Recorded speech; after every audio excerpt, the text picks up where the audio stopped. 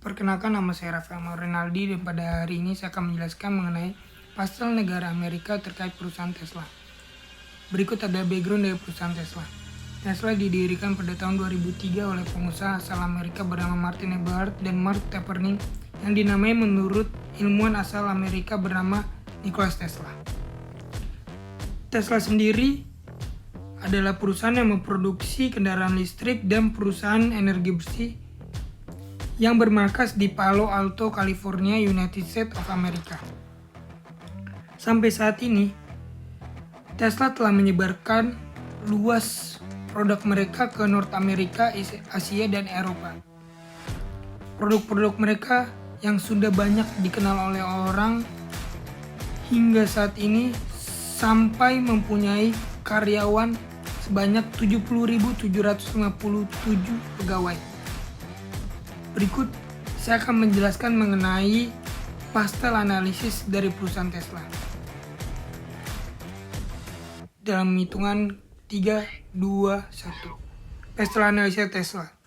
Dalam hal politik, kendaraan Tesla yang lebih bergantung pada listrik dan lebih sedikit bahan bakar ramah lingkungan. Dengan demikian, pembeli berpeluang mendapatkan kredit pajak khusus untuk menggunakan mobil listrik. Selain itu, insentif pemerintah telah memperkuat kinerja keuangannya karena dorongan untuk kepekaan lingkungan.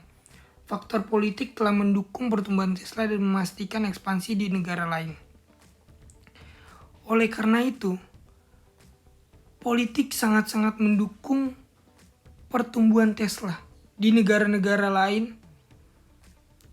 Lalu, dalam hal ekonomi, penjualan mobil listrik telah terbukti menjadi pendorong ekonomi global.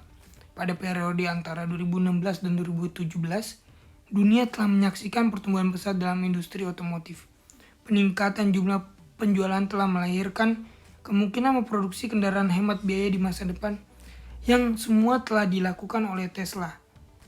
Selanjutnya, saya akan melanjutkan dalam hal sosial.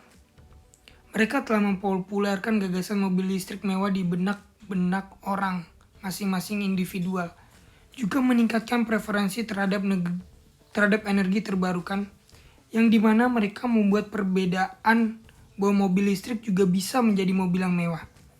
Dalam hal teknologi, mobil Tesla setara dengan kemajuan teknologi canggih. Mobil-mobil mewah dengan gadget terbaru ini adalah masa depan. Dan fitur-fitur inilah yang menarik pembeli untuk membeli. Karakteristik hemat bahan bakar mengubah keberkelanjutan ini sangat-sangat canggih. Selanjutnya saya akan membahas di environmental dan legal. Environmental, faktor ekologi menguntungkan bagi Tesla. Perusahaan mendukung program lingkungan yang berkembang untuk menghadapi perubahan iklim dan penggunaan sumber daya yang terkendali. Produk yang peka terhadap lingkungan seperti panel surya, baterai, dan kendaraan listrik adalah bagian dari masa depan yang berkelanjutan.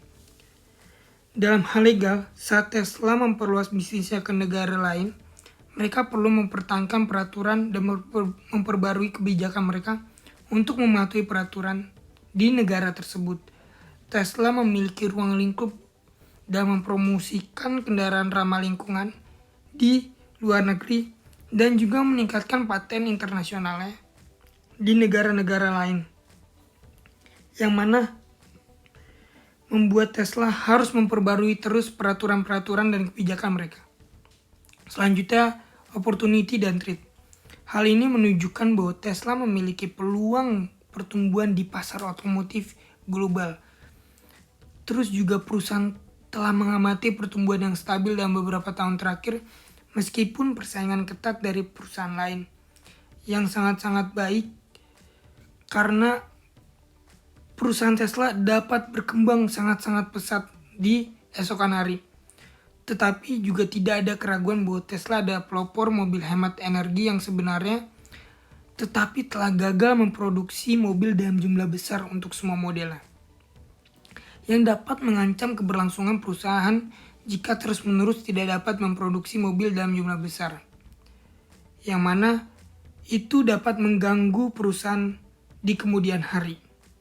Sekian presentasi dari saya mengenai pastel analisis dari perusahaan Tesla